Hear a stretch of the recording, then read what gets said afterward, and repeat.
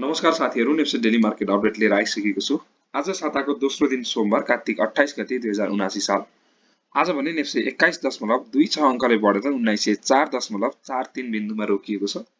Intraday graph अनुसार हेर्ने भने मार्केट ओपन भएपछि झन्डै 15 मिनेटसम्म मार्केट केही साइडवेजमा नै रह्यो, तर त्यसपछि भने मार्केट झन्डै 40 मिनेटसम्म गिरावटको फेजमा रहेको थियो।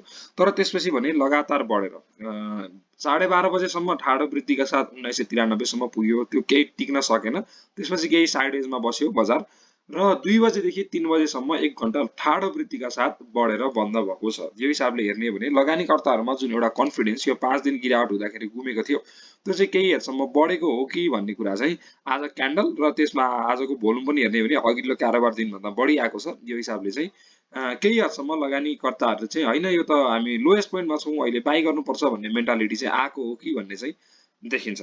अब एउटै दिनको क्यान्डलको हिसाबमा बाइ गर्न ठिक छ कि छैन अहिले, अनि यो 5 वटा रेड क्यान्डल फर्मेसन भइसकेपछि एउटा हरियो क्यान्डल बन्न पनि स्वाभाविक नै हो के, किनभने कहिले पनि रातो रातो रातो पनि हुँदैन, हरियो हरियै भएर माथि पनि जाँदैन। त्यसैले यो आजको हरियो क्यान्डलले कतिको महत्व राख्छ भन्ने चाहिँ हामीले हेर्नुपर्छ र आज हामी यसको बारेमा डिटेलमा हेर्छौं। त्यो भन्दा पहिला चाहिँ मार्केटको समरी हेरौं।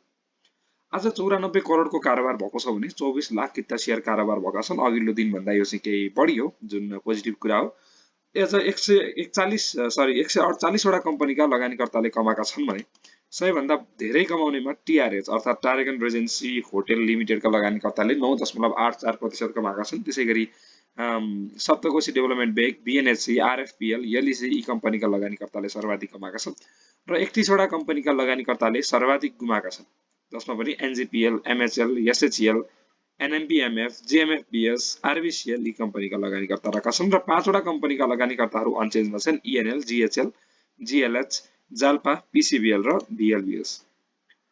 टर्नओभरको हिसाबले हेर्ने हो भने शिवमको 100 भन्दा धेरै टर्नओभर देखिन्छ, त्यसैगरी एसडीएल, एनजीपीएल, जीयूएफएल र नेस्डो र भोल्युमको हिसाबमा पनि एनजीपीएल को 100 भन्दा धेरै भोल्युम छ, त्यसैगरी शिवम, एसडीएचपीसी, एसपीपीएल र एलईएमएफ र कारोबारको हिसाबले हेर्ने हो भने एनजीपीएल को 100 भन्दा धेरै कारोबार भएको देखिन्छ, त्यसैगरी शिवम, एसडीएल, नविल र निफ्रा आज 17,765 ट्रान्ज्याक्सन भएका छन् भने 226 वटा स्ट्रिपको कारोबार भएको छ।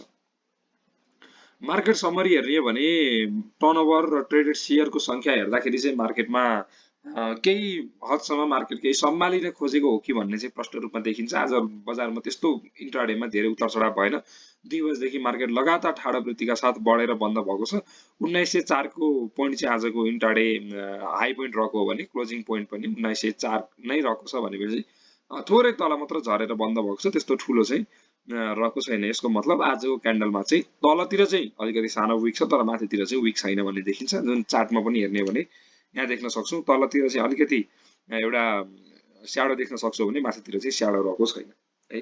यसको मतलब के हो भने लगानीकर्ताहरू 11 बजे आए, त्यसपछि अलिकति सुरुमा चाहिँ सप्लाई हाबी भयो, तर त्यसपछि भने लगातार बाइङ प्रेसरले नै मार्केटलाई माथितिर लग्यो। बजार त्यति घट्न पाएन, बाइङ सेन्टिमेन्ट चाहिँ लगानीकर्ताको राम्रो छ भन्ने कुरा चाहिँ आजको क्यान्डलले प्रष्ट रूपमा देखाएको छ है त।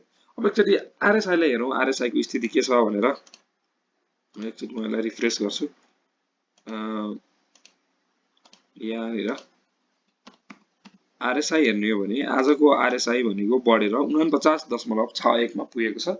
अब कस्तो हुन्छ भने पहिला पनि मार्केट घट्दै जाँदाखेरि 50 लाई रेस्पेक्ट नगरिकन बजार तल घटेको है, झन्डै 45 सम्म पुग्यो। 50 भन्दा 40 भन्दा तल त गएन, तर 50 लाई त्यति रेस्पेक्ट गरेन है, झन् ठुलो क्यान्डल बनेर तल झरेको हुनाले कम से कम पनि 50 ब्रेकआउट अथवा 55 सम्मको ब्रेकआउट सम्म चाहिँ कुर्दाखेरि राम्रो छ है। अब 60 नै कुर्नु चाहिँ परेन हैन। 50 भन्दा माथि 55 भन्दा माथि यदि आरएसआई जान्छ भने त्यसपछि चाहिँ हामीले बिस्तारै ट्रेडको लागि शेयर उठाउन चाहिँ राम्रो हुन्छ। अहिले तत्कालको लागि चाहिँ हामीले भोलिको मार्केट चाहिँ हेर्नुपर्ने चाहिँ देखिन्छ। आरएसआई को एकै दिनको हिसाबले बाइ गर्न चाहिँ अलिकति रिस्की नै देखिन्छ। अब एकचोटि एमएफआई को हेरौं, एमएफआई को स्थिति के छ भनेर। एमएफआई हेर्ने हो भने 57 भएको छ। एमएफआई ले त हिजो पनि आरएसआई घट्दाखेरि इन्डेक्स घट्दाखेरि एमएफआई साइडमा बसेको थियो, त्यसैले हामीले भनेका थियौं यो एउटा रिभर्सलको संकेत हो, स्मार्ट मनी फ्लो भएको छ भन्ने एउटा संकेत हुन्छ यो। र यो आज चाहिँ एक प्रकारले भन्ने हो भने हिजोको यो मनी फ्लोको लाइन चाहिँ आज भ्यालिड भएको चाहिँ छ, तर 2 दिनको यो के 57 पुग्दैमा अब एमएफआई ले चाहिँ स्मार्ट मनी फ्लो भएको भनेछ, अब म किन्छु भन्न चाहिँ मिल्दैन है त। अझै पनि हामीले भोलिको दिन चाहिँ कुर्नुपर्ने देखिन्छ। अझै मेन कुरा भन्ने हो भने 1910 सम्म चाहिँ हामीले कुर्दाखेरि राम्रो छ। 1900 भन्दा त माथि आज हामी आयौँ। 1900 ब्रेकआउट पछि बाई गर्न एकदम राम्रो पनि छ होइन, बाई गर्ने जोन पनि यही नै हो।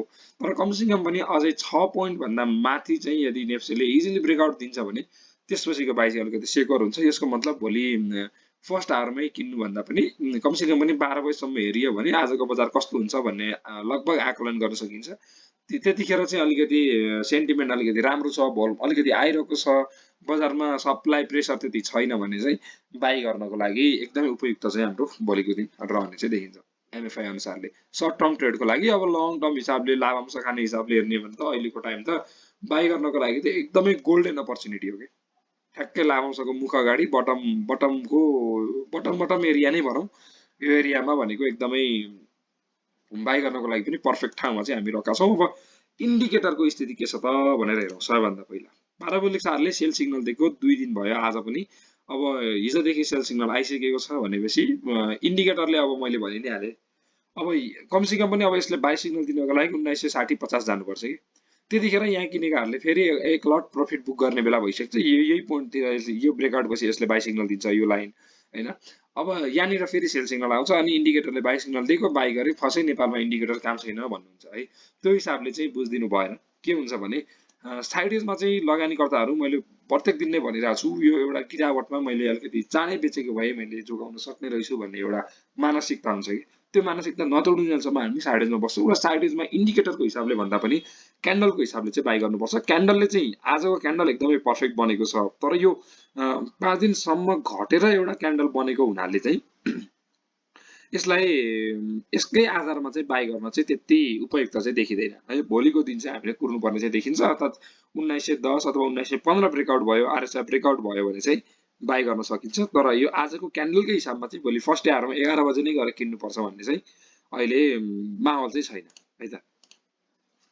अब एकचोटि एमएससीडीलाई हेरौँ। आज अलिकति रुगा पनि लागिरहेको छ, म एकचोटि एमएससीडी पनि हेरिहाल्छु। एमएससीडी हेर्ने हो भने एमएससीडी सर्ट एकदमै सानो ग्याप हेर्नुहुन्छ भने एमएससीडी लाइन र सिग्नल लाइनको ग्याप एकदमै सानो भइसकेको छ, साँगुरिसकेको छ। सेल सिग्नल दिन एकदमै तर्खर गरिरहेको छ, तर आज ग्रिन क्यान्डल फर्मेसन भइसकेको छ।